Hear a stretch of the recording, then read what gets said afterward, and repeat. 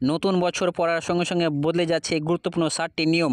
এই 7টি নিয়ম আপনি না জানলে মহা বিপদে পড়তে পারেন। তো কি এই 7টি নিয়ম এই ভিডিওতে জানাবো, তো অবশ্যই চ্যানেলটিকে সাবস্ক্রাইব করে ভিডিওটিকে লাইক করুন। নতুন বছরের শুরুতে বদলে যাচ্ছে একগুচ্ছ নিয়ম। 2023 সাল বিদায় নেওয়ার সঙ্গে সঙ্গে এই সকল নিয়ম বদল আসতে চলেছে। ফলে 2024 সালকে স্বাগত জানাতে যতই আপনি ব্যস্ত থাকুন না কেন, কতগুলো গুরুত্বপূর্ণ বিষয় অবশ্যই আপনাকে মাথায় রাখতে হবে, না হলে সমস্যায় পড়তে পারেন।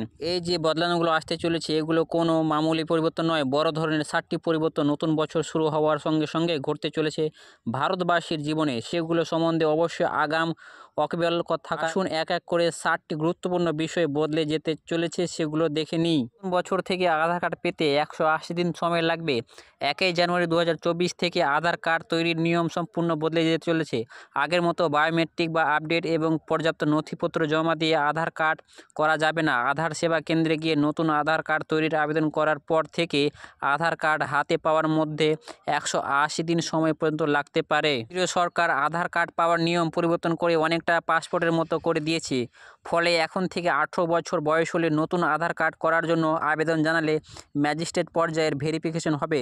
নতুন নিয়মে স্বয়ং মহকুমা শাসককে সরাসরি আবেদনকারীর বাড়িতে গিয়ে সব কিছু খতিয়ে দেখবে, তবে ছাড়পত্র দেওয়ার নির্দেশ দেওয়া হয়েছে। ফলে একটা বিষয় পরিষ্কার, নতুন বছর পড়ার সঙ্গে সঙ্গে আধার কার্ড তৈরির প্রক্রিয়া অনেক বেশি জটিল হয়ে যাবে। বয়সের প্রমাণ হিসেবে আর আধার কার্ড ব্যবহার করা যাবে না। আধার কার্ডে জন্ম তারিখ বা ডেট অফ বার্থ লেখা থাকে। এটি চালু হওয়ার পর থেকে রেশন কার্ড, বার্থ সার্টিফিকেট, মাধ্যমিক পরীক্ষার অ্যাডমিটের মতো আধার কার্ডও জন্ম তারিখের প্রমাণ হিসেবে ব্যবহৃত হয়। কিন্তু আধার কার্ডের আপডেট নিয়মের সুযোগ নিয়ে জন্ম তারিখের কারচুপি করার বেশ কিছু বিষয় নজরে আসার পরই নতুন নির্দেশ দিয়েছে ইউআইডিএআই কর্তৃপক্ষ। 1 জানুয়ারি থেকে আধার কার্ড আর জন্ম শংসাপত্র হিসেবে বিবেচিত হবে না।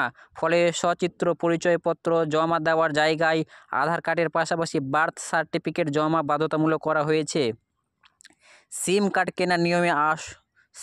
কেনার নিয়মে আমূল পরিবর্তন। মোবাইলের সিম কার্ড কেনার ক্ষেত্রে এতদিন আধার কার্ড জমা দেওয়া ও টাকা দেওয়ার প্রয়োজন পড়ত, কিন্তু দেশের নিরাপত্তার কথা ভেবে নতুন যে টেলিকম বিধি জারি করা হয়েছে তাতে নতুন বছর থেকে এই নিয়মগুলি সম্পূর্ণ বদলে যাচ্ছে। এবারে বায়োমেট্রিক ভেরিফিকেশন ছাড়া কাউকে আর সিম কার্ড দেওয়া হবে না। আইরিশ ও থাম্ব ইমপ্রেশন স্ক্যান করে বায়োমেট্রিক ম্যাচ করাতে হবে। তারপর সংশ্লিষ্ট কোম্পানির গ্রাহকের পরিচয়পত্র যাচাই করার পর সিম কার্ড দেবে। অর্থাৎ নতুন বছর পড়ার সঙ্গে সঙ্গে মোবাইলের সিম কার্ড কেনার নিয়ম আরও অনেক জটিল হয়ে যাচ্ছে। গ্যাস কানেকশনের সঙ্গে আধার লিঙ্কের সময় পরিবর্তন। প্রথমে বলা হয়েছিল 31 ডিসেম্বরের মধ্যে এলপিজি গ্যাস কানেকশনের সঙ্গে বায়োমেট্রিক আপডেট বা আধার নম্বর লিঙ্ক করার কাজ সেরে ফেলতে হবে, কিন্তু এত অল্প সময়ে ওই কাজ হয়ে ওঠে না। অবশেষে সরকার সময়সীমা বাড়িয়েছে। আগামী 31 মার্চ 2024 তারিখ পর্যন্ত গ্যাস সংযোগের সঙ্গে বায়োমেট্রিক আপডেট করার প্রক্রিয়ার সুযোগ পাওয়া যাবে। রেজিস্ট্রেশনের ক্ষেত্রে আধার কার্ডকে বাধ্যতামূলক করে দেওয়া হলো। এবার থেকে পাত্রপাত্রী এবং ম্যারেজ রেজিস্ট্রার যারা সাক্ষী থাকবে তাদের আধার কার্ড জমা দিতে হবে। পাশাপাশি আইরিশ আঙুলের ছাপ স্ক্যান করে বায়োমেট্রিক যাচাই করার পরই ম্যারেজ রেজিস্ট্রেশন হবে।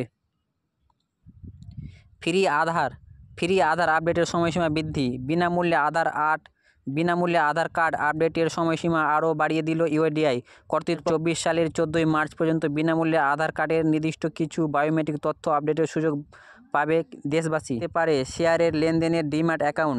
শেয়ার বাজারে লেনদেনের জন্য ডিম্যাট অ্যাকাউন্ট খুলতে হয়, কিন্তু নতুন বছরের প্রথম দিন থেকে যাদের ডিম্যাট অ্যাকাউন্টে নমিনি সংক্রান্ত তথ্য আপডেট করা থাকবে না তাদের অ্যাকাউন্ট বন্ধ করে দেওয়া হবে। এর ফলে নতুন বছর পড়লেও অনেকেই শেয়ার বাজার লেনদেন করার সুযোগ হারাবেন।